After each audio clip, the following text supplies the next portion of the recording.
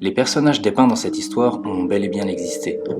L'expérience relatée aurait eu lieu dans les jardins du Trianon, à Versailles, en 1901.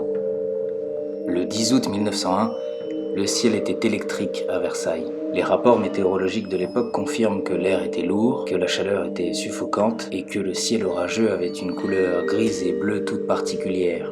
Elisabeth Morrison et Frances Lamont se promenaient dans les allées entretenues du château de Versailles. « Ma chère Frances, dit Elisabeth, j'ai une proposition à te faire. »« Voilà un ton bien solennel, dit Frances.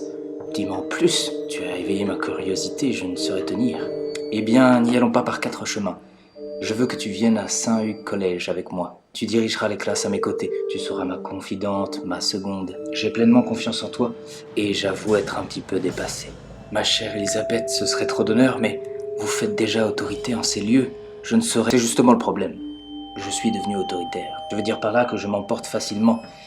Je n'ai plus la patience et je le vois bien dans le regard de mes élèves. Ils me craignent et je ne suis plus la noble directrice que j'étais. J'ai besoin de toi pour m'épauler. Es-tu d'accord ? La jeune Frances ne sut quoi répondre, mais un sourire vient soulever ses pommettes rosies par la chaleur. Et ce sourire vient dérider un peu son amie Elisabeth. Ce sourire voulait dire oui. Les deux Anglaises marchaient en direction du Trianon. Elles espéraient trouver un banc où s'asseoir et se reposer un peu. « Quelle chaleur !» dit alors Elisabeth. « J'en ai presque la nausée. »« Pas toi ?»« Oui, renchérit Frances. L'air est si chargé. » Chargé, oui, c'est le mot. Électrique même. Les deux Anglaises marchaient sans vraiment savoir où elles allaient.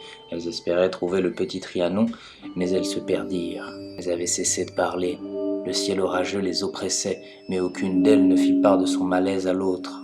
À l'angle de 2 chemins, elles prirent à droite, et Frances se figea soudain. Elle prit précipitamment le bras d'Elisabeth. Cette dernière releva la tête et vit à son tour 2 hommes fort étranges. Ils portaient un long manteau et un tricorne. Ils avaient des bêches à la main. « Vous êtes perdus, mesdames ?» dit l'homme avec une prononciation bizarre. « Oui, dit Frances. Nous cherchons le Trianon. »« C'est par là, dit l'un des jardiniers en tendant la main. Les 2 femmes remercièrent les travailleurs d'un hochement de tête et continuèrent en silence. « Quel drôle d'accoutrement, dit Elisabeth. Ils ont peut-être voulu se déguiser, dit naïvement Frances. Pourquoi se déguiser quand on jardine, fit remarquer Elisabeth. Et puis je ne sais pas toi, mais ils n'ont pas l'air très français. Oui, dit Frances. Les Français que je connais ne parlent pas comme ça. Je sais pas, on dirait qu'ils prennent un rôle. Et sur ces mots, elles marchèrent sans rien ajouter et arrivèrent devant un cottage. À l'intérieur, elles aperçurent une femme et un enfant âgé d'à peu près 12 ans. Ce devait être une mère et sa fille. Toutes 2 portaient des habits d'époque. Elisabeth jeta un regard à Frances et elles passèrent leur chemin. Elles se trouvèrent bientôt devant un pavillon chinois. « Ne serait-ce pas le temple de l'amour ?» dit Elisabeth en s'essuyant le front. Frances ne répondit rien. Elle respirait fort et était absorbée par on ne sait trop quoi. Une atmosphère pesante les enveloppait et elles sentaient l'inertie ramollir leurs membres. Puis Elisabeth se figea à son tour et agrippa le bras de Frances. Oui, alors je dis Frances, mais ça se prononce Francis en anglais. Un homme assis leur adressait un regard menaçant. Son visage était couvert de pustules, il avait la vérole. Mais un homme à cape noire surgit soudain et s'adressa à elles dans un langage qu'elles ne comprenaient pas. Elles arrivèrent bientôt devant une maison aux volets clos. Sur la pelouse, une femme dessinait. Elle portait un fichu vert et un chapeau blanc. La femme releva la tête vers elle et les 2 Anglaises ressentirent une émotion fort désagréable. Tout leur paraissait étranger à ce monde, comme venu d'ailleurs, comme un écho du passé. Plus loin, un homme sortit de sa maison. Il était vêtu comme un serviteur d'époque. Et quand je dis d'époque, c'est 17e, 18e siècle. L'angoisse et l'impression d'irréel ressentie par les 2 visiteuses n'en fut que plus grande. Quelques jours plus tard, Elisabeth fit part de son malaise à Frances. Son amie lui confirma avoir ressenti les mêmes choses. Elle n'osait le dire à ce moment-là, mais l'idée que les jardins de Versailles soient hantés faisait son chemin. Quelques mois plus tard, les 2 femmes étaient de retour en Angleterre. Elles reparlèrent encore de leur expérience troublante. D'autant plus troublante qu'Elisabeth fut la seule à se souvenir de la femme qui dessinait dans l'herbe, et que seule Frances se rappelait avoir vu la femme et sa fille dans la maison. Pour se changer un petit peu les idées et ôter ce poids inconnu qui les oppressait, elles décidèrent d'aller au musée. Pendant un instant, elles oublièrent leur si désagréable expérience, si vive malgré les mois qui avaient passé. Mais Elisabeth devint pâle à la vue d'un tableau. « Qu'y a-t-il, ma chère ?» dit Francis, inquiète. Elisabeth était devant un tableau de Marie-Antoinette. « Cette femme, » dit Elisabeth, « cette femme était dans l'herbe ce jour-là. C'est la femme qui dessinait. » Francis n'y comprenait rien. Elle ramena son amie au foyer. Elle était complètement apathique. Et dès lors, Elisabeth devient obsédée par sa vision. Elle se renseigna sur le Trianon, son histoire, et ne tarda pas à trouver un écho à son expérience. Une Française lui confirma même plus tard que le château de Versailles était hanté par le fantôme de Marie-Antoinette.